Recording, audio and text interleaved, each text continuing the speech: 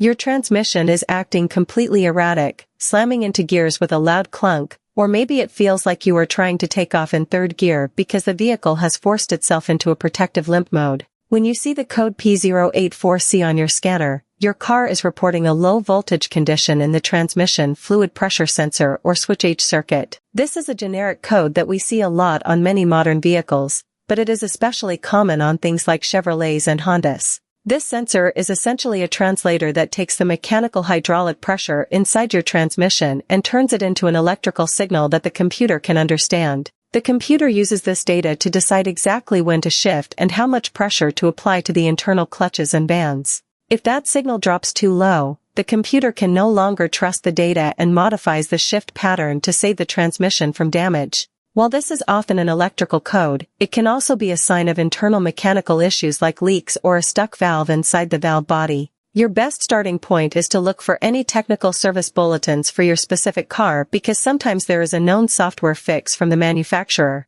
If there is no bulletin, get under the vehicle and find that sensor. It might be on the side of the transmission case or attached to the valve body inside. Look at the electrical connector very closely for any signs of oil soaking or that telltale green corrosion. If the connector looks burnt or damaged, clean it thoroughly with some electrical contact cleaner and apply a little bit of dielectric grease before you plug it back in. If you have a scan tool, you can clear the code and do a wiggle test on the wiring while the engine is running to see if the code pops back up. Use your digital volt ohm meter to check for a steady 5-volt or 12-volt reference signal from the computer. Remember, external transmission connections are the #1 failure point because they are exposed to rain and road salt, so a thorough cleaning often fixes the problem without needing to tear into the transmission itself.